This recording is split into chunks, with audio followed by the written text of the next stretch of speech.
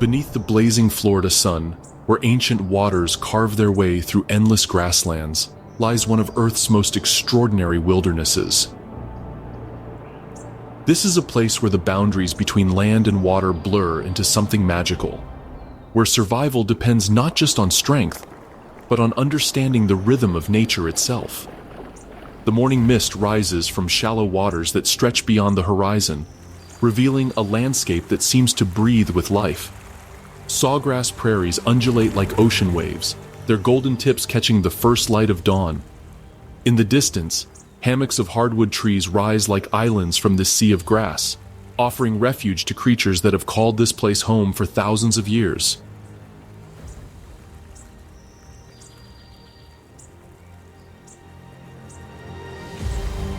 This is no ordinary wetland. It is a living river, 50 miles wide and only inches deep, flowing imperceptibly southward toward the Gulf of Mexico. Every drop of water that falls here begins a journey that will take months to complete, nurturing an ecosystem of breathtaking complexity along the way. As the sun climbs higher, the symphony of the Everglades begins. The haunting call of sandhill cranes echoes across the marsh, answered by the splash of an alligator sliding into dark water.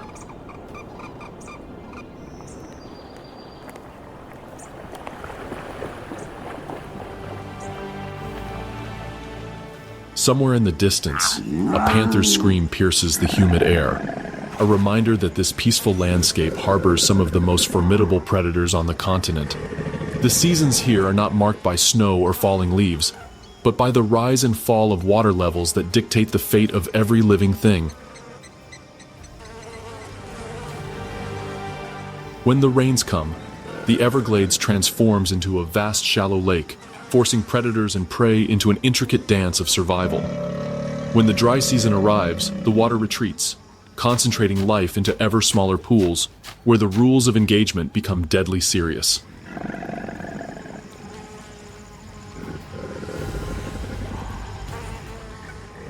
Welcome to Everglades National Park, where the wild heart of Florida still beats strong.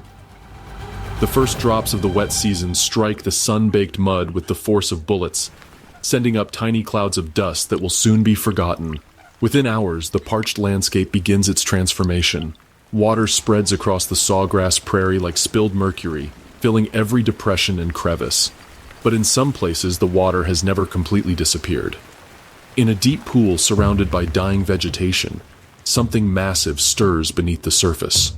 A pair of ancient eyes breaks the waterline, followed by the ridged back of a creature that has remained virtually unchanged for 200 million years.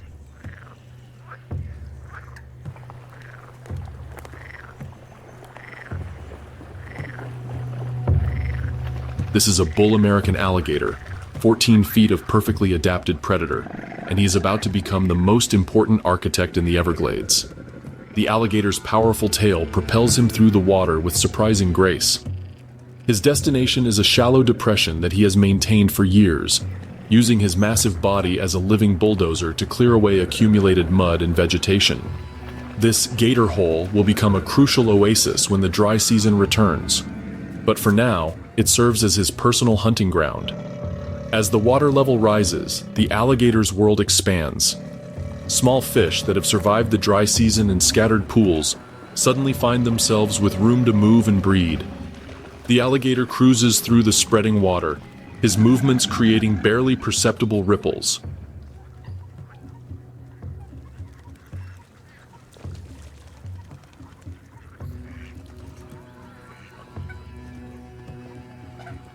His eyes and nostrils remain above the surface while the rest of his body glides silently below, a technique perfected over millions of years. A great blue heron steps delicately through the shallows nearby, seemingly oblivious to the massive predator. But both animals understand the unspoken rules of this relationship. The heron is too large and alert to be easy prey, while the alligator has learned that patience yields better results than aggression. They share the same hunting ground, pursuing different prey with mutual respect.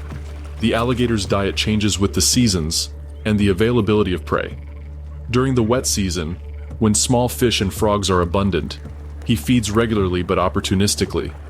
A sudden splash might indicate a fish jumping to escape a smaller predator, only to find itself in the jaws of a much larger one. The alligator's bite force, measured at over 2,000 pounds per square inch, can crush a turtle's shell like an eggshell. But the American alligator's role in the Everglades extends far beyond that of a simple predator.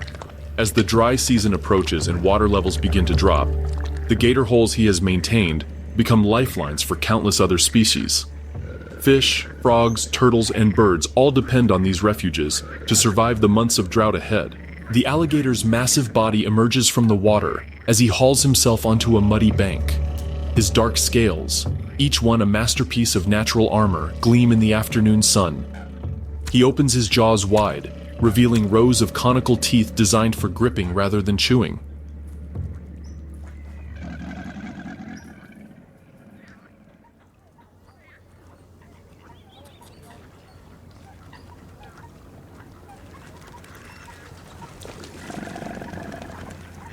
This behavior, called gaping, helps him regulate his body temperature and may serve as a warning to potential competitors. As the wet season progresses, the alligator's thoughts turn to reproduction. The deep bellows that echo across the marsh are his love songs, low-frequency calls that can travel for miles through the water. These vocalizations, felt as much as heard, announce his presence to potential mates and warn rival males to keep their distance.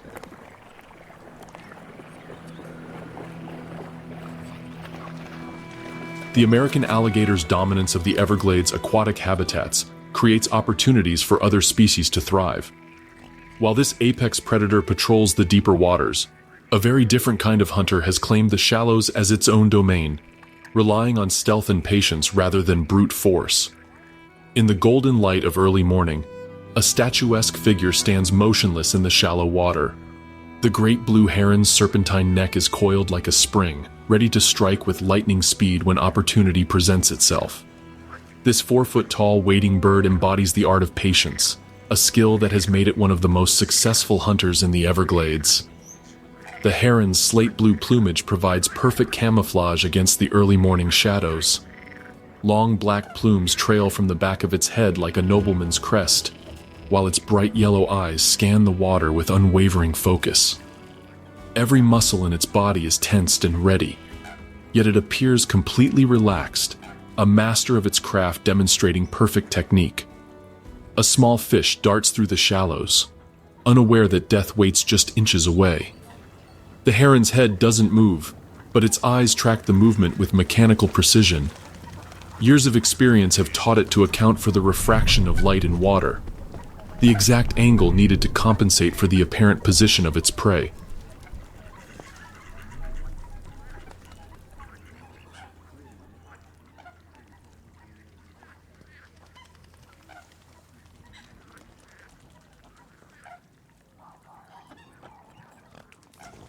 The strike comes without warning.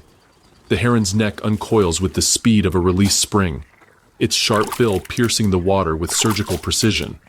A moment later, the fish is thrashing helplessly in the bird's grasp. The heron tosses its head back, positioning the fish head first, and swallows it whole. The entire sequence takes less than 2 seconds. But the great blue heron's success depends on more than just quick reflexes. During the wet season, when water spreads across the landscape, the bird must cover vast territories to find suitable hunting grounds. Its powerful wings, spanning nearly 7 feet, carry it effortlessly between feeding areas. From the air, the heron surveys the flooded prairie like a general studying a battlefield, looking for the telltale signs of fish activity. The heron's long legs, perfectly adapted for wading, allow it to hunt in water up to 2 feet deep.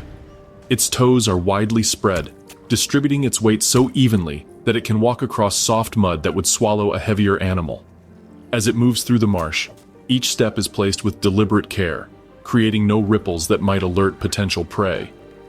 During the height of the wet season, great blue herons take advantage of the abundance to prepare for the challenges ahead. They feed on fish, frogs, small reptiles, and even the occasional small mammal or bird.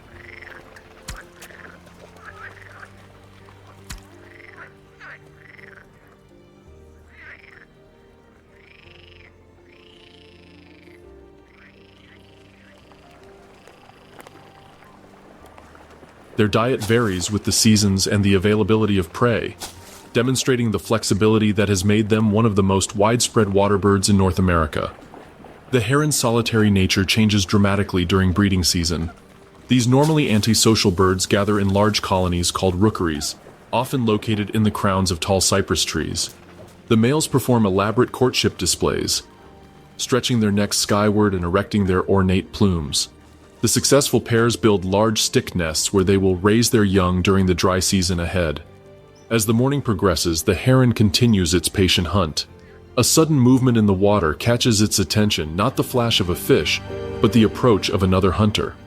A sleek, dark form glides just beneath the surface, its movements too deliberate to be anything but a predator. The heron watches with interest but no alarm, as this underwater specialist demonstrates its own remarkable hunting technique. Beneath the surface of the Everglades, where the great blue heron cannot follow, another master hunter pursues its prey with equal skill, but entirely different methods. The anhinga, sometimes called the water turkey or snakebird, represents one of nature's most specialized fishing machines, perfectly adapted for underwater pursuit. The anhinga's sleek, dark body knifes through the water with minimal disturbance. Unlike most water birds, its feathers are not waterproof, allowing it to reduce buoyancy and dive more easily. Its long, flexible neck moves with serpentine grace, earning it the nickname snakebird from early observers, who saw only the head and neck cutting through the water's surface.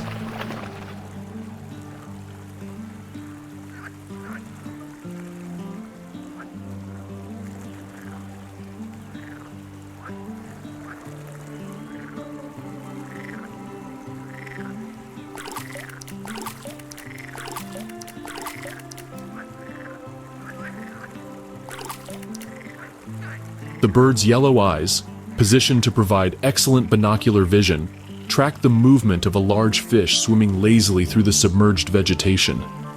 The anhinga's neck is cocked at an angle, its spear-like bill positioned for a precision strike. Unlike the heron, which must compensate for refraction from above the water, the anhinga attacks from within the same medium as its prey, eliminating the optical illusion that makes surface fishing so challenging. The strike is swift and decisive. The anhinga's sharp bill, with its serrated edges, pierces the fish just behind the gills. But now comes the challenge that makes this bird unique among water birds. It must surface and manipulate its catch without losing it.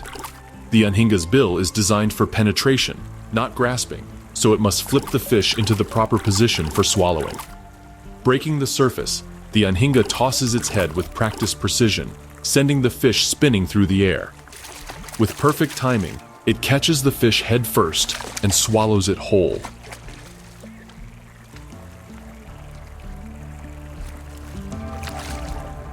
The anhinga's hunting success depends heavily on water clarity and temperature. During the wet season, when fresh water spreads across the landscape, the bird seeks out areas where the water remains relatively clear. It often hunts in the deeper sloughs and channels where larger fish congregate. The anhinga's ability to remain submerged for extended periods, sometimes up to a minute, allows it to pursue prey that other water birds cannot reach. After each fishing session, the anhinga must perform a behavior that sets it apart from other water birds. It must dry its feathers. Perched on a branch or log with its wings spread wide, the anhinga resembles a heraldic symbol, its dark feathers glistening in the sunlight. This necessity to dry its plumage limits the anhinga's range to areas with abundant perching sites, but it also provides one of the most iconic images of the Everglades. The anhinga's nesting habits reflect its aquatic specialization. During the dry season, when water levels drop and fish become concentrated in smaller areas, anhingas gather in colonies to breed. Their stick nests, built in trees overhanging the water, provide easy access to hunting grounds while keeping eggs and young safe from terrestrial predators. As the wet season progresses, the anhinga's underwater realm becomes increasingly crowded. The rising water levels bring new challenges and opportunities, not just for the anhinga, but for all the creatures that depend on the Everglades' aquatic ecosystems. Among these, few are as perfectly adapted to life in the water as the anhinga, but one ancient group has been mastering aquatic existence for far longer than any bird.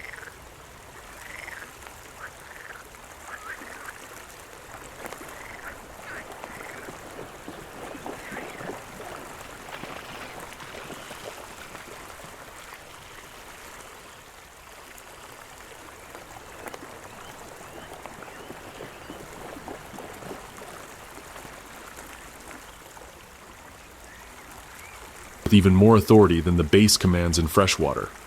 In the brackish waters where the Everglades meets the sea, a prehistoric giant patrols territories that have remained largely unchanged for millions of years. The American crocodile, larger and more aggressive than its alligator cousin, represents one of the most successful predator designs in Earth's history. Its olive-brown hide, marked with darker crossbands, disappears perfectly against the mangrove roots and muddy banks of the coastal wetlands. The crocodile's massive head breaks the surface of the tidal creek, revealing eyes and nostrils positioned to allow nearly silent stalking.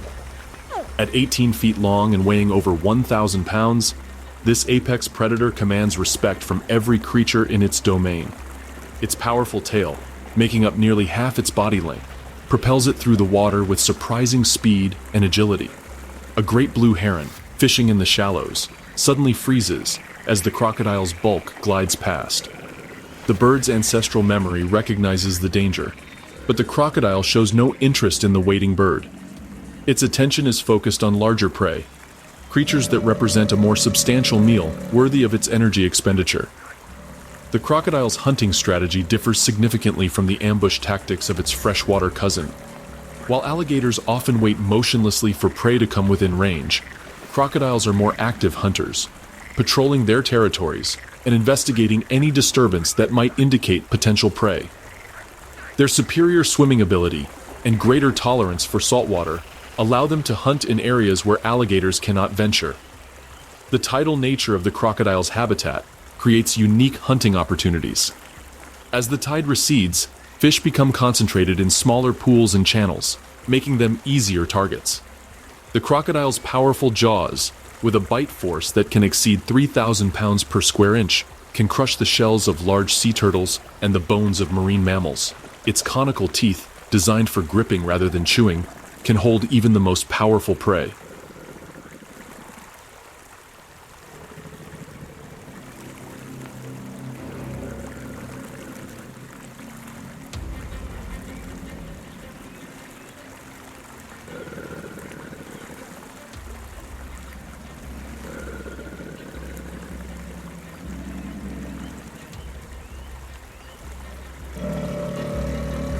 Unlike alligators, which become sluggish in cooler weather, American crocodiles remain active year-round in South Florida's subtropical climate. Their higher metabolic rate and greater cold tolerance allow them to hunt effectively throughout the seasons. During the warmer months, they may venture into deeper waters of Florida Bay, while cooler periods find them in the shallower, warmer waters of the coastal creeks. The crocodile's nesting behavior reflects its connection to both land and sea. Females build mound nests on beaches or elevated areas near the water, carefully selecting sites that will provide the proper temperature and humidity for incubation. The nests, constructed from vegetation and sand, generate heat as the organic matter decomposes, maintaining the precise temperature needed for proper development. The American crocodile's presence in the Everglades represents one of conservation's greatest success stories. Once reduced to fewer than 20 breeding pairs in the 1970s, the population has recovered to over 2,000 individuals through careful management and habitat protection. This recovery demonstrates the resilience of species when given adequate protection and suitable habitat.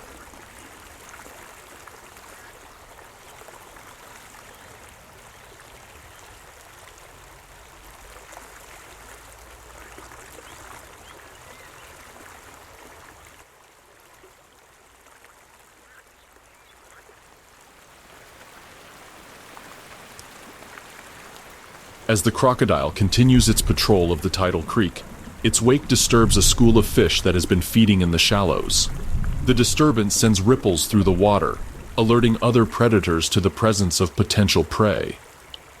Among these opportunistic hunters, few are as perfectly adapted to exploit such situations as the aerial fishermen who rule the skies above the Everglades. The crocodile's massive form disappears beneath the surface, but its influence on the ecosystem continues. The fish scattered by its passage now face threats from above, where keen-eyed predators circle patiently, waiting for the perfect opportunity to strike from the sky. High above the brackish waters, where the American crocodile patrols, a master of aerial hunting circles with methodical precision. The osprey, often called the fishhawk, represents one of nature's most specialized predators, perfectly adapted for a life devoted almost entirely to catching fish. Its keen yellow eyes scan the water below, searching for the telltale flash of scales that signals opportunity. The osprey's distinctive appearance makes it unmistakable among the Everglades bird life. Its white head, marked with a dark stripe through the eye, contrasts sharply with its dark brown back and wings. The bird's powerful shoulders and long, narrow wings provide the perfect combination of strength and agility needed for its unique hunting style.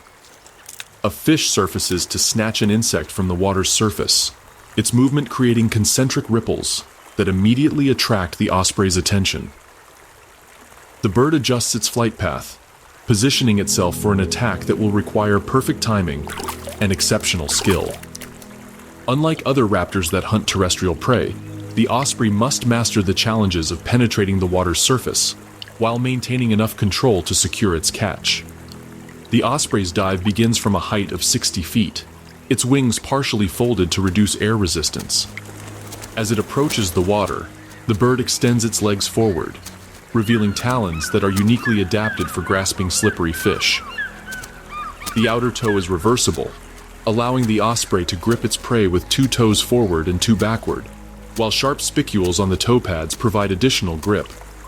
The impact with the water sends spray in all directions as the osprey disappears beneath the surface. For a moment, the water churns with activity, then the bird emerges, its powerful wings beating furiously to lift both itself and its prize from the water.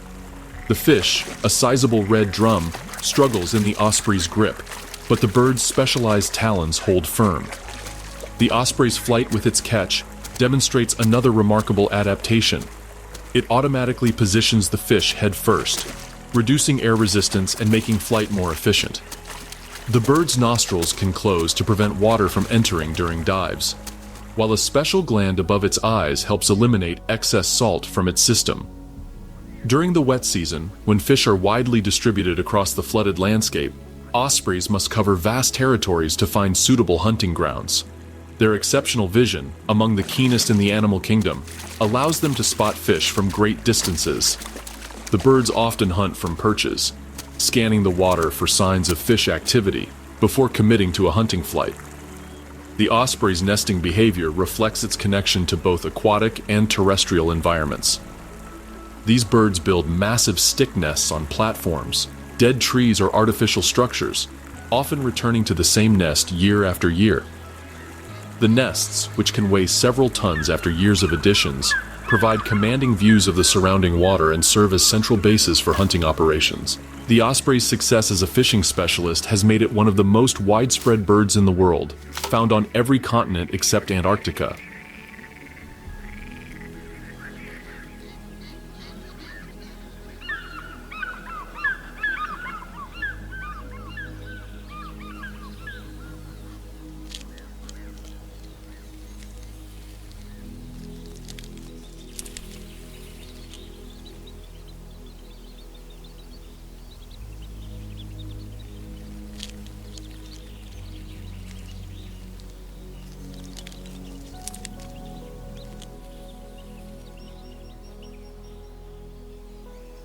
In the Everglades, their presence indicates healthy fish populations and clean water, making them valuable indicators of ecosystem health. Their recovery from DDT-induced declines in the 1960s and 1970s represents one of conservation's most visible success stories. As the osprey carries its catch toward a nearby perch, its flight path takes it over territories claimed by other aerial predators. The Everglades skies are contested by numerous species, each with its own hunting strategy and preferred prey. Among these, few command as much respect as the masters of soaring flight, who use thermal currents to hunt with minimal energy expenditure. The osprey's wings beat steadily as it climbs toward its perch, but in the distance, another shape circles effortlessly on motionless wings. This aerial hunter uses an entirely different strategy, one that allows it to cover vast territories with minimal effort while searching for opportunities that other predators might miss. Riding the thermal currents high above the Everglades, A master of energy-efficient flight demonstrates one of nature's most important ecological services.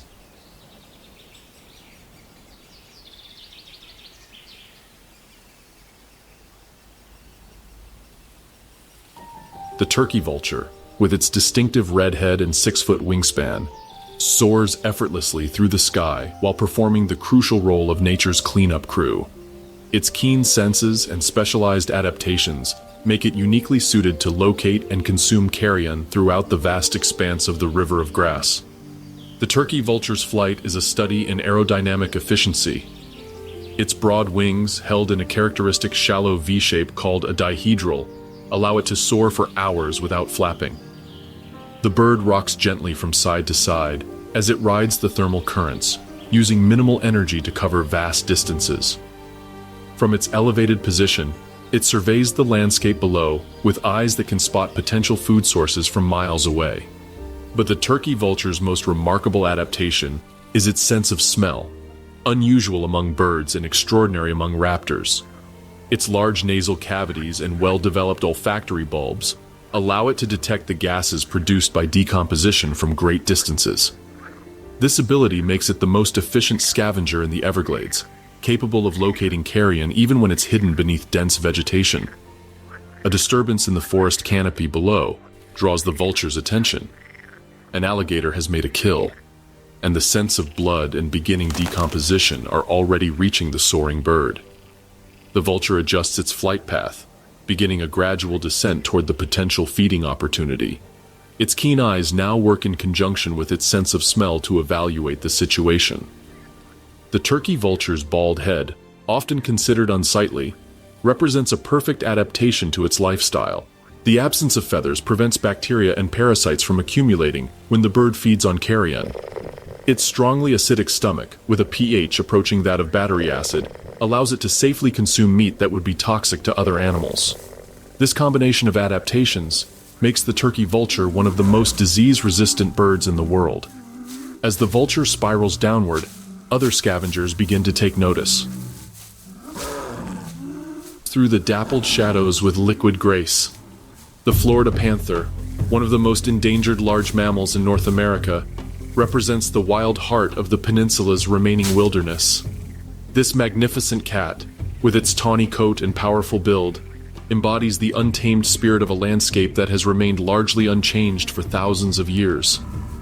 The panther's amber eyes scan the forest floor as it moves silently through the understory. Each paw is placed with deliberate precision, its soft pads making no sound on the leaf litter. The cat's long tail, nearly as long as its body, serves as a counterbalance as it navigates fallen logs and dense vegetation. Every muscle in its powerful frame is coiled with potential energy, ready to explode into action at a moment's notice. A white-tailed deer lifts its head from browsing, its ears swiveling to catch the slightest sound. The panther freezes instantly, becoming part of the forest shadows. Its tawny coat, marked with subtle rosettes that fade with age, provides perfect camouflage among the filtered sunlight and shadow. The cat's breathing slows. Its heartbeat becomes almost imperceptible, as it demonstrates the patience that has made it the apex predator of the Everglades' terrestrial habitats. The panther's hunting strategy reflects millions of years of evolutionary refinement. Unlike the persistence hunters of the African savanna, the Florida panther is an ambush predator, relying on stealth and explosive power to secure its prey. Its muscular hindquarters, capable of propelling at 15 feet in a single bound, provide the strength needed to bring down prey much larger than itself. The deer takes a cautious step forward, then another, gradually relaxing as the forest remains silent. The panther's eyes never leave its target, calculating distance, wind direction, and the optimal approach route. This hunt represents more than a simple meal. It is a test of skills that determine survival in one of the most challenging environments on the continent. The panther's attack comes without warning. In 2 powerful bounds, it closes the distance to its prey, its claws extending to grip the deer's flanks. The deer's alarm call echoes through the swamp, but the panther's powerful jaws quickly silence the sound. This kill will provide sustenance for several days, allowing the panther to rest and conserve energy between hunts. The Florida panther's diet reflects the available prey in its ecosystem. White-tailed deer make up the majority of its diet, But the adaptable cat also hunts wild hogs, raccoons, armadillos, and even alligators when the opportunity arises. During the wet season, when prey animals are dispersed across the flooded landscape, panthers must cover enormous territories to find sufficient food. The panther's territorial behavior is crucial to its survival in the fragmented landscape of South Florida. Males require territories of 200 to 300 square miles, while females need 75 to 150 square miles. These territories must provide adequate prey, water, and denning sites, as well as corridors for movement between feeding areas. The panther's ability to navigate this complex landscape demonstrates its intimate knowledge of the Everglades geography. As the panther feeds on its kill, its sensitive ears detect the approach of other scavengers. The cat's low growl warns potential competitors to keep their distance, but it also serves as a reminder that even the apex predator must share its domain with other hunters. The panther's success has created opportunities for smaller predators and scavengers, contributing to the complex web of relationships that defines the Everglades ecosystem. The Florida panther's recovery from near extinction represents one of conservation's most challenging success stories. From a low of fewer than 30 individuals in the 1970s, the population has slowly grown to over 200 cats. This recovery has required intensive management, including genetic supplementation, habitat protection, and the construction of wildlife corridors to connect fragmented habitats. The panther's presence in the Everglades extends beyond its role as a predator. As an umbrella species, protecting panther habitat also protects the entire ecosystem. Among these, one group has mastered the art of living in both terrestrial and aquatic environments, demonstrating remarkable adaptability to the Everglades' changing conditions. The panther's keen senses detect movement near a nearby pond, where a creature perfectly adapted to the Everglades' amphibious nature demonstrates its own survival strategies. This inhabitant of both land and water represents a different approach to exploiting the resources of the River of Grass. In a quiet backwater of the Everglades, where cypress trees rise from dark water and Spanish moss drapes the branches like ancient curtains, an industrious engineer works tirelessly to modify its environment. The American beaver, North America's largest rodent, represents one of nature's most accomplished ecosystem engineers, capable of transforming entire landscapes through its dam-building activities. The beaver's stocky, barrel-shaped body moves through the water with surprising grace.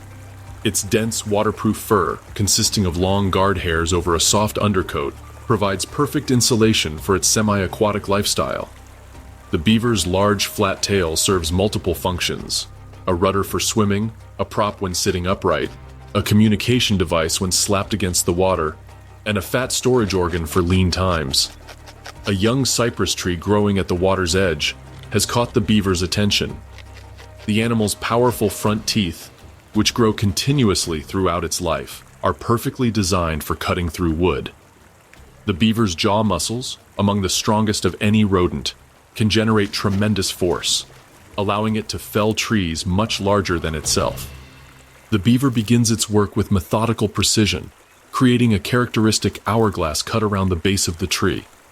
Its orange-colored incisors, hardened with iron compounds, slice through the wood with remarkable efficiency.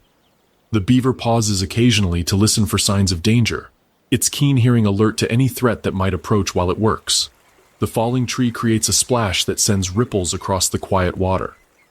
The beaver immediately begins the process of sectioning the tree into manageable pieces, cutting branches and trunk into lengths that can be transported to its construction site.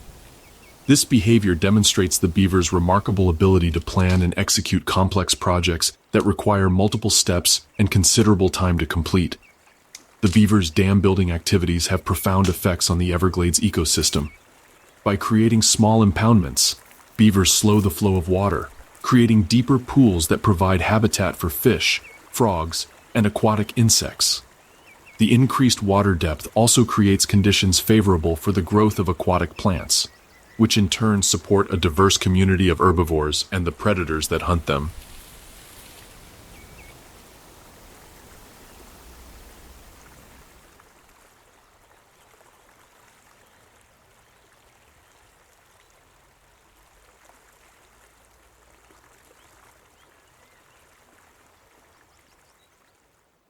The Beaver's Lodge, a dome-shaped structure built from sticks, mud, and vegetation, provides secure shelter for the family group. The entrance is located underwater, making it accessible only to the beavers themselves and providing protection from terrestrial predators. Inside, the lodge is lined with shredded bark and vegetation, creating a comfortable living space that remains dry even when water levels fluctuate. During the wet season, when water levels in the Everglades rise dramatically, beavers must adapt their behavior to changing conditions. The increased water flow can threaten their dams, requiring constant maintenance and repair. The beavers work together as a family unit, with adults and juveniles all contributing to the maintenance of their engineered environment. The beaver's diet reflects its role as both a terrestrial and aquatic herbivore. During the summer months, it feeds on a variety of aquatic plants, including water lilies, cattails, and pondweeds. In winter, when green vegetation is less available, beavers rely on the bark and cambium of woody plants, particularly aspen, willow, and birch when available. The beaver's influence on the Everglades extends far beyond its immediate vicinity. The ponds created by beaver dams provide crucial habitat for waterfowl, amphibians, and aquatic insects. The increased water storage capacity helps maintain stream flow during dry periods, while the wetlands created by beaver activity serve as natural filters, improving water quality downstream. The beaver's engineering activities create habitat for numerous other species. The dead trees that result from flooding provide nesting sites for woodpeckers and other cavity nesting birds. The increased insect populations in beaver ponds support a variety of insectivorous birds, bats, and amphibians. Even the beaver's winter food cache, stored underwater near the lodge, provides food for other herbivores when times are tough. As the beaver continues its work, adding another branch to its growing dam, the sound of its construction activities carries through the quiet swamp. This industrious mammal's modifications to its environment create opportunities for other species, but they also attract the attention of predators. The increased activity around beaver ponds makes them attractive hunting grounds for creatures that specialize in exploiting concentrations of prey. The beaver's engineering prowess has created a hub of activity in what was once a quiet backwater. The increased biodiversity around the beaver pond attracts numerous species, including aerial predators that have mastered the art of hunting in the complex three-dimensional environment of the Everglades canopy. As darkness falls over the Everglades, a new caste of predators emerges to claim the night. Among these creatures of shadow and silence, none is more formidable than the great horned owl, whose deep hoots echo through the swamp like an ancient battle cry.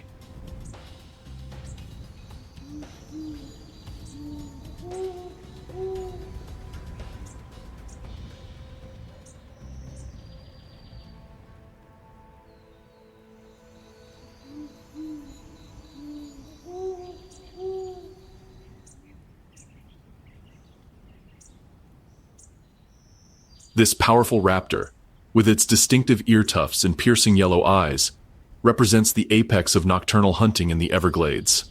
The great horned owl's stocky, powerful build reflects its role as one of the most versatile predators in North America. Its mottled brown and gray plumage provides perfect camouflage against the bark of cypress trees, while its large, forward-facing eyes give it exceptional depth perception and night vision. The owl's facial discs, composed of specialized feathers, channel sound waves to its asymmetrically placed ears, allowing it to pinpoint prey location with remarkable accuracy. A cotton rat scurries through the underbrush below, its small claws scratching against fallen leaves as it searches for seeds and insects. The owl's head turns with mechanical precision, tracking the sound while its body remains perfectly still. The bird's exceptional hearing allows it to detect the heartbeat of small mammals, giving it a tremendous advantage in the darkness of the Everglades night. The great horned owl's flight is a masterpiece of silent locomotion. Its wing feathers have specialized fringes that break up air turbulence, eliminating the sound that normally accompanies flight. This adaptation allows the owl to approach prey with complete stealth, arriving like a whisper of death in the darkness. The owl's attack comes without warning. Its powerful talons, capable of exerting pressure up to 300 pounds per square inch, strike with deadly precision. The cotton rat's death is instantaneous, a testament to the owl's efficiency as a predator. The bird's sharp beak, hooked for tearing flesh, quickly dispatches any prey that might survive the initial strike. The great horned owl's diet reflects its position as an apex predator with few limitations. These adaptable hunters take prey ranging from insects and small mammals to birds as large as geese and even small deer. In the Everglades, they commonly hunt rabbits, rats, squirrels, and various species of waterfowl. Their willingness to attack prey much larger than themselves has earned them the nickname Tiger of the Air. The owl's territorial behavior intensifies during the breeding season, when pairs establish and defend large territories that can encompass several hundred acres. Their deep, resonant hoots serve as both territorial announcements and communication between mates. The distinctive call pattern, often described as hoo hoo hoo hoo hoo, can be heard for miles across the quiet Everglades landscape. Great horned owls are among the earliest nesters in North America, beginning their breeding cycle in the depths of winter when most other birds are still in their winter ranges. This timing allows their young to fledge when prey is most abundant, giving them the best chance of survival. The owls typically use abandoned hawk or crow nests, or sometimes nest in tree cavities or even on cliff ledges. The owl's role in the Everglades ecosystem extends beyond its function as a predator. By controlling populations of small mammals and birds, great horned owls help maintain the balance that allows multiple species to coexist in this complex environment. Their presence indicates a healthy ecosystem with adequate prey populations and suitable nesting sites. As the great horned owl settles onto a perch to consume its catch, its keen eyes continue to scan the darkness for additional opportunities. The night is young, and the owl's exceptional hunting abilities allow it to exploit prey that other predators cannot reach. But the owl's aerial mastery of the darkness is matched by other nocturnal hunters who have claimed different niches in the Everglades nighttime ecosystem. The American alligator snapping turtle, the largest freshwater turtle in North America, represents a hunting strategy so primitive and effective that it has remained virtually unchanged for millions of years. The massive turtle's shell, covered in algae and moss, makes it virtually indistinguishable from a moss-covered log lying on the bottom of the channel. Its prehistoric appearance, with its spiked shell and hooked beak, seems more suited to the age of dinosaurs than the modern Everglades. The turtle's small eyes, positioned on top of its massive head, remain fixed on the water above, while its body lies motionless on the muddy bottom. The alligator snapping turtle's most remarkable feature is hidden inside its cavernous mouth. A small pink appendage that looks remarkably like a worm wriggles enticingly in the darkness. This lure, actually a modified portion of the turtle's tongue, represents one of the most sophisticated examples of aggressive mimicry in the animal kingdom. A large bass, drawn by the movement of what appears to be an easy meal, approaches the turtle's gaping mouth. The turtle's eyes track the fish's movement, but its body remains perfectly still. The bass moves closer, its predatory instincts overruling the caution that has kept it alive in the dangerous waters of the Everglades. The turtle's strike is explosive and final. Its massive jaws, powered by muscles that can generate over 1,000 pounds of pressure per square inch, slam shut with the force of a steel trap.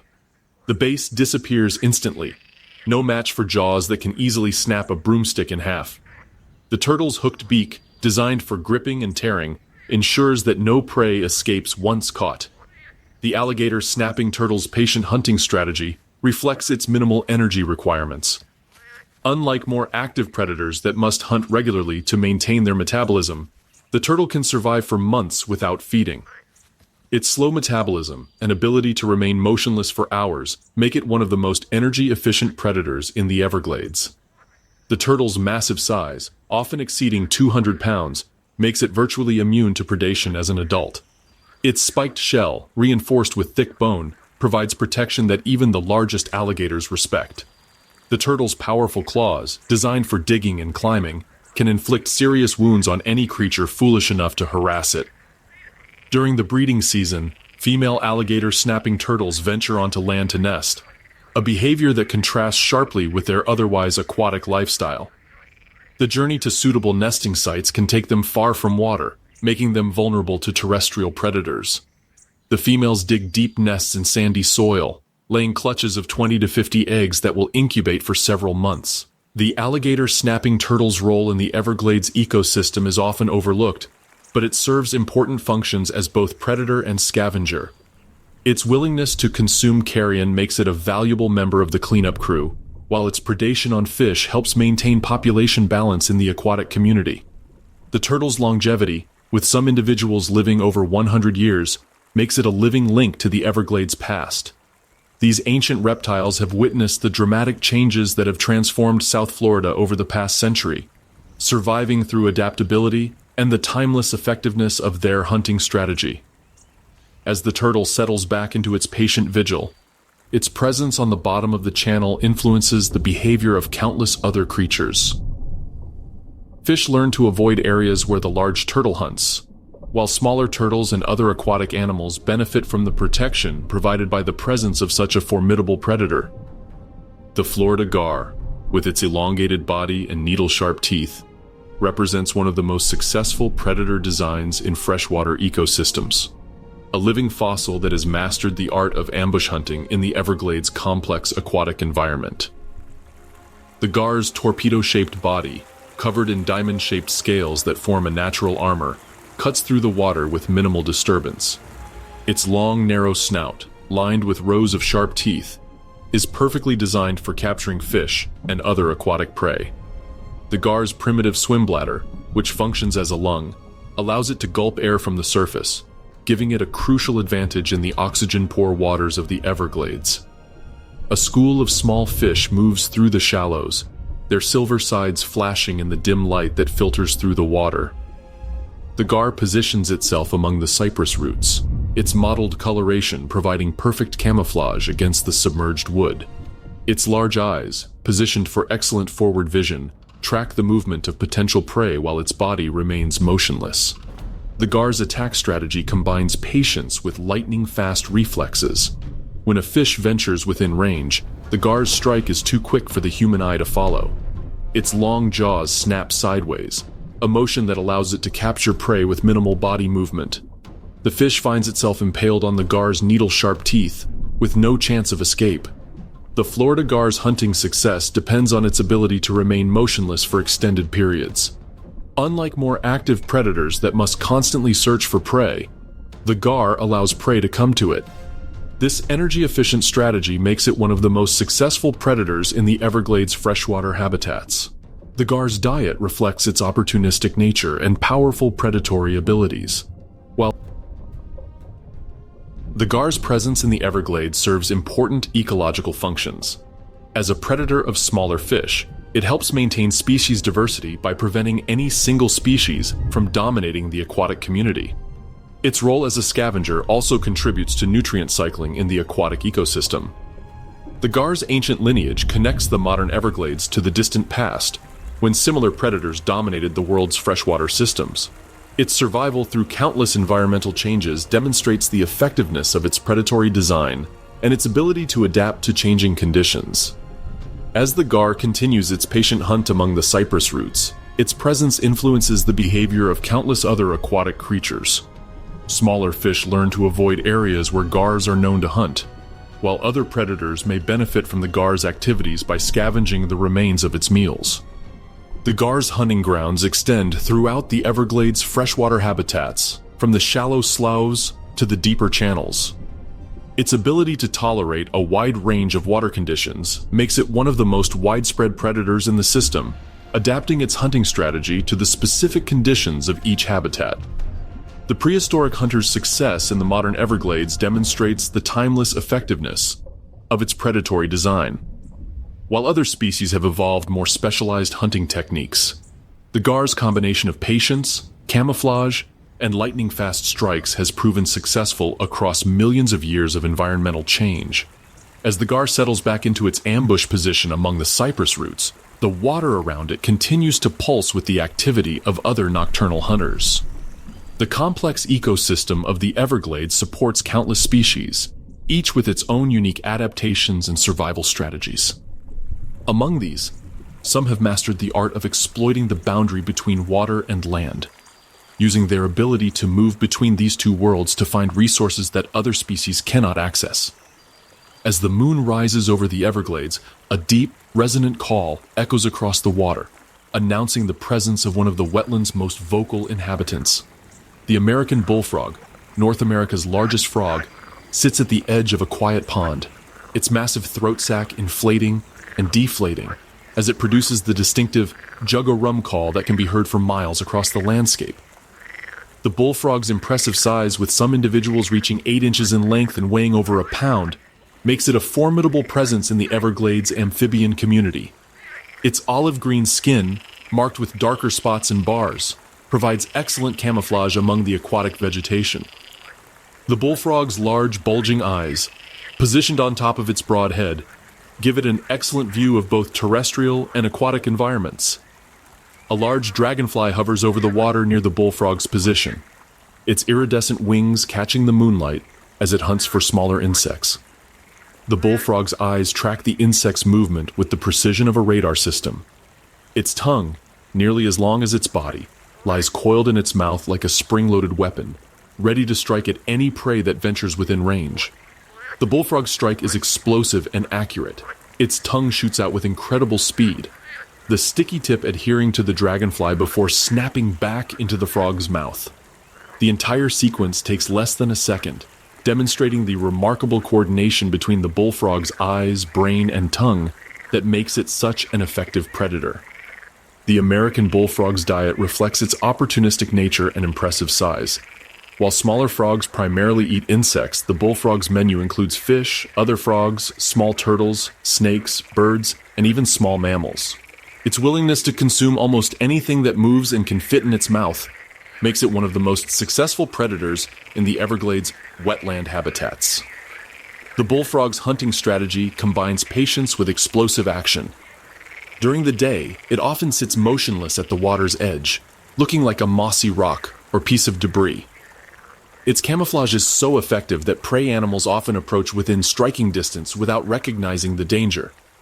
At night, the bullfrog becomes more active, using its excellent night vision to hunt in the darkness. The bullfrog's powerful hind legs, adapted for both swimming and jumping, make it equally at home in water and on land. Its webbed feet provide excellent propulsion for swimming, while its strong leg muscles can propel it up to 6 feet in a single leap. This mobility allows the bullfrog to exploit resources in both aquatic and terrestrial environments. The bullfrog's reproductive cycle is closely tied to the Everglades' seasonal patterns. During the breeding season, males establish territories in shallow water and call to attract females.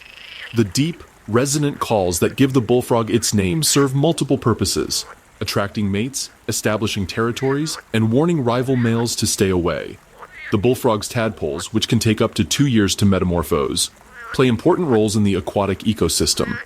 These large herbivorous larvae help control algae populations and serve as food for numerous predators. The long development time allows the tadpoles to grow large enough to have a better chance of survival when they transform into adults. The bullfrog's presence in the Everglades has ecological implications that extend beyond its role as a predator. Its loud calls contribute to the nighttime chorus that characterizes the wetland soundscape. The bullfrog's vocalizations also provide important information about water quality and habitat health, as these amphibians are sensitive to environmental changes. The bullfrog's success in the Everglades demonstrates the importance of maintaining healthy wetland habitats. These amphibians require clean water for reproduction and diverse habitat types for feeding and shelter. Their presence indicates a balanced ecosystem with adequate water quality and habitat diversity. As the bullfrog's call echoes across the water, it is answered by other voices in the nighttime chorus. The complex soundscape of the Everglades at night includes the calls of numerous frog species, each with its own distinctive voice and ecological role. This amphibian chorus represents one of the most remarkable aspects of the Everglades biodiversity.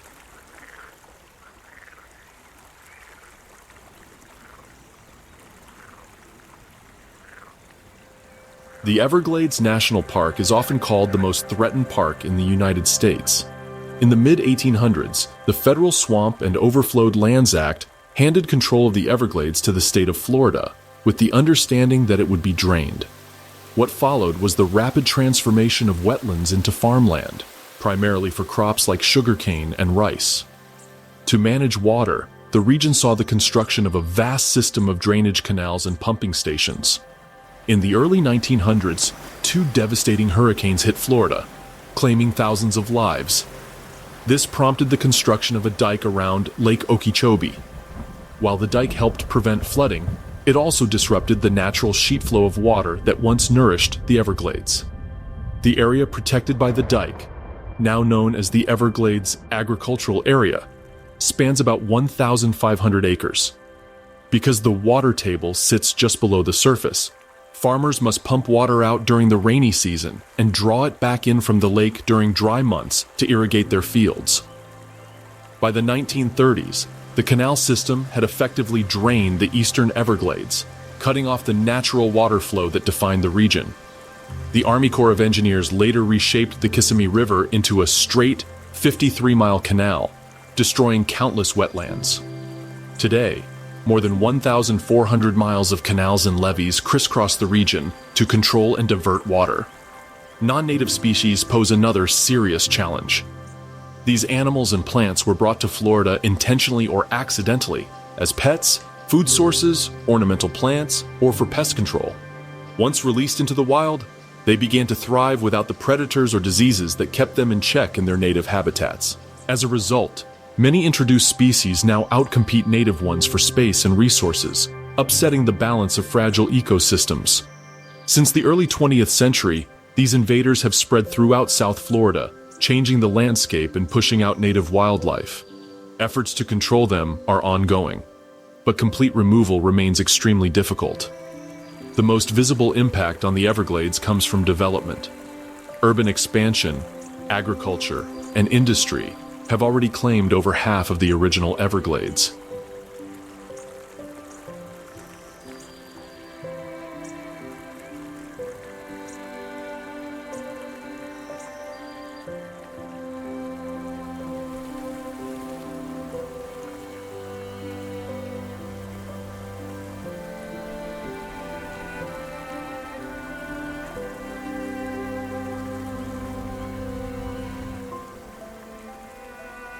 As South Florida's population grows, so do the demands on its land and water.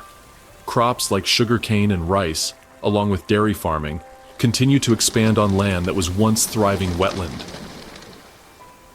Mesmerized by the incredible wildlife of Everglades National Park, show some love by hitting that like button and dropping a comment with your favorite animal. Share this video to help spread awareness and support the protection of these stunning ecosystems. And don't forget to tap the bell icon so you never miss another unforgettable adventure into the wild.